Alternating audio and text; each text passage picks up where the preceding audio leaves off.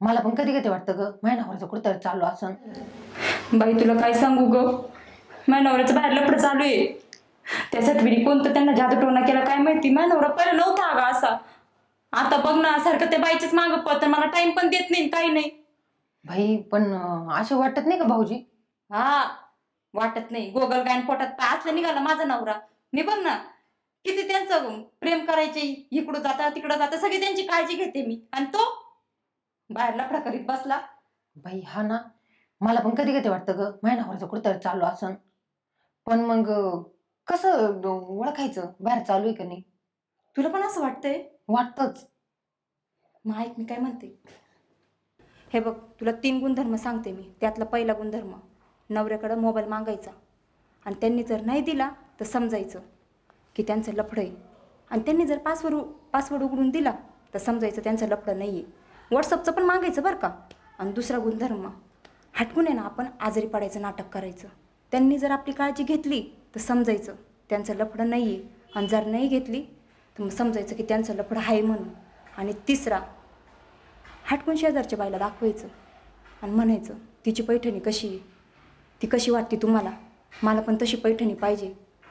नवरा जर म्हटला हा तुला तिच्यासारखीच पैठणी घेऊन देतो, ती बाई कशी दिसती, तू विचार बरं का ती बाई कशी दिसती म्हणून. तो जर म्हटला लय भारी दिसती, तुला तशीच पैठणी घेतो, तर समजायचं त्याचं 100% लफडं आहे. आणि तो जर म्हटला मी त्या बाईला बघितलंच नाही, कोणती पैठणी काय, मग समजायचं नवऱ्याचं लफडं नाही आहे. तुझ्या नवऱ्यात जर ह्या तिन्ही गुणधर्म सापडले तर तुझ्या नवऱ्याचं 100% बाहेर लफडं चालू आहे. आणि जर नाही सापडले मग तुझा नवरा चांगला आहे बघ. हे काम करते, त्यांचा मोबाईल घेते आणि पासवर्ड विचारते. मोबाईल बघू ना.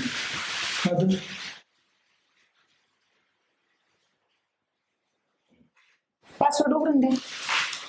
हे बघ असं आहे पॅटर्न.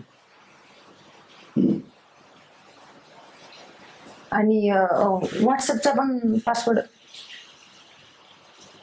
हाच पासवर्ड का विचारते एवढी? काय नाही असंच. बरं मी फोन करते. हो कर बिंदास.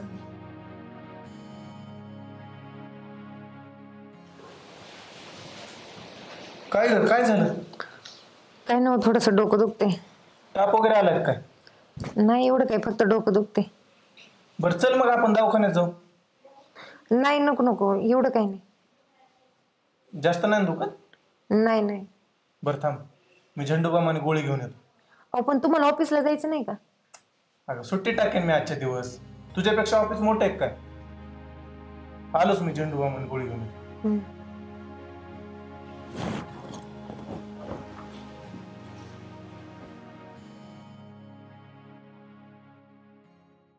चल मी ऑफिसला जाऊन येतो.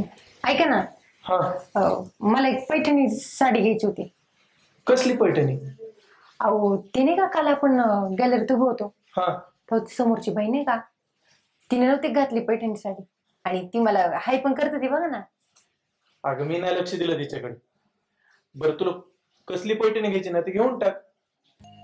नाहीतर एक काम कर, मी ऑफिस मरून 1 तास लवकर येत, मग आपण 2 जण जाऊ आणि एक काय 2-3 घेऊन टाकू. हा बरोबर. ठीक आहे, मी जाऊ का मग? हा जा. हा जेवण करा. हो या लवकर संध्याकाळी. हो भैया हे देवा, बरं झालं एवढा चांगला नवरा दिला बाई मला. आणि मी उगीच त्याच्यावर डाऊट घेत होते. माझ्या परीक्षेत मानावर तर पास झाला बाई.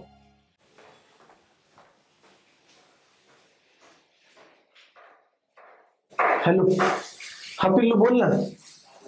अगं तुला म्हणलं नव्हतं का 2-3 दिवसापासून माझी बायको माझ्यावर डाऊट गेली म्हणून? अगं ते खरंच होतं. बरं झालं मी तुला सांगितलं आधीच, फोन मेसेज काय करू नको पण. हो हो सॅटर्डे संडे ना, चालेल. मी काहीतरी सांगतो तिला. हो तिचा आता माझ्यावर विश्वास बसलाय. ठीक आहे ठीक आहे, चल ठेवू का? Okay okay, love you too love you to.